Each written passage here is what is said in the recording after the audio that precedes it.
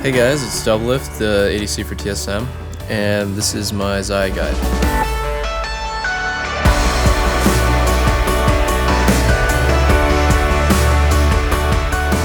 I think you should play Xayah if you're looking for a high skill, really fast paced AD carry to play.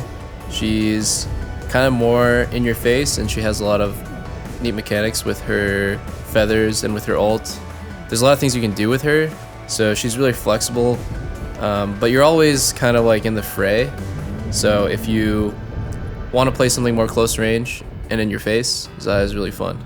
Since the new rune system came out, Xayah is a really big benefit of the new changes. I think press to attack is good if the enemy team has like a single tank that you really need to kill. So if they have like a Maokai or an Ornn, and your whole team needs to kind of burn through this monster tank so you can proc this 12% damage buff on him. But most of the time, I think lethal tempo is just better. It's higher DPS. It also helps you proc your feathers and get them out faster. So stick with lethal tempo most of the time as your keystone. And then right now, the most OP things, and this is subject to change based on nerfs and changes, but the best runes is, go precision tree as your main tree. Obviously, you're gonna go triumph and then legend bloodline or legend alacrity depending on the game. I prefer the lifesteal. And as the last one, I would go Coup de Grace. It's just the most consistent as an AD carry because you're going to be finishing a lot of kills. And then second tree, sorcery is the best. I use Gathering Storm and Absolute Focus.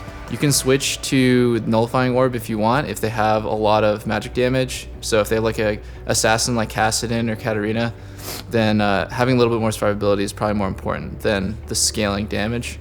But overall, I think Xayah is pretty straightforward. She benefits so much from these changes because attack speed scales with her really well. She needs that early lifesteal because she doesn't build lifesteal early. And yeah, the changes are very beneficial.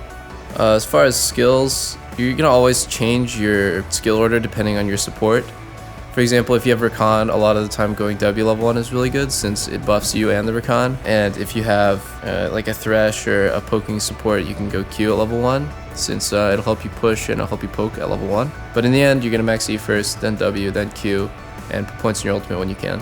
For early game, the best first buy is always BF. Xayah scales really well with AD, so she works really well with Janna since Janna gives her AD, and she works really well with just getting a ton of early AD. So if you are torn between going like Caulfield's Warhammer and Zerker Greaves, which costs 1100 gold, just go Caulfield's Warhammer. For core items, you're gonna end up going Essence Reaver first, and then depending on the game, you can go either Rapid Fire Cannon or Static Shib or Runons. It really depends on your personal preference and what the enemy team comp is. But her core item is really just the Essence Reaver and then upgraded Zeal item of your choice plus Infinity Edge. Once she gets those 3 items, she feels really good. You're at 70% crit and you're doing a ton of damage. Her E scales off of crit as well. And that's when you start pumping out tons of damage and your cooldowns become really low because of Essence Reaver. So early on, Xayah's pretty push focused. So she's low range, which means trading with your opponent is going to be a little hard.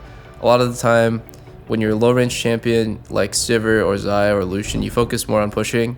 So Xayah's not really any exception. You focus on pushing at level 1, and eventually when you get your abilities, you can use your abilities to do damage. Since your auto attacks aren't going to do that much, considering your range, you want to focus on getting the push, and then harassing your opponent when they go for CS, or setting up the feathers so that they walk into them and you can just press your E and get a big chunk.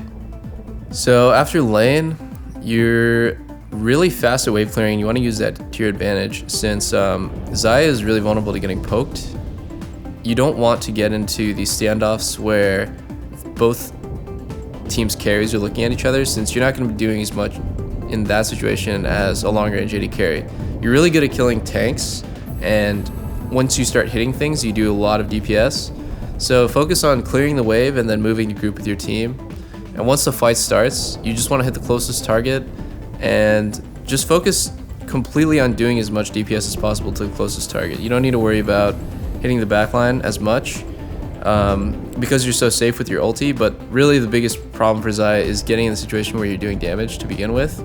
And part of that is just always focus on clearing the wave as fast as possible and then moving to group. Yeah, so Xayah is definitely the best in terms of synergy with Rakan. They have great kits together, and their laning is a lot better together than it is separate. So if possible, you want to play with Rakan. There's a reason why Rakan is banned permanently in pro play, and no one gives up Xayah Rakan. It's because that lane is really OP. So, you know, if it's not available for you, or if you want to try something else, you can play Xayah with pretty much anything, actually. I'd say like Thresh, Alistar are great champions with her, since you can chain CC. Once they get knocked up or stunned or hooked, you can set your feathers up really easily. But she also works well with shielding supports like Lulu and Janna. Those champions just kind of accelerate Xayah's DPS, and she becomes more of a tank melter than playmaking AD carry, so her flexibility there is really high. You should definitely look to pick up Xayah if you're looking for a really mechanically demanding and high execution champion. There's a lot of ways you can mess up your combos, a lot of ways you can miss or misexecute your abilities, but in the end, she's really rewarding. She definitely makes the game more active, since you're always looking out for so many different things. And she's really just a fun champion, and if you have a duo partner, make sure you try to play Xayah Rakan. It's a really fun lane to play. You should check it out, and check out more guides from TSM if you have time.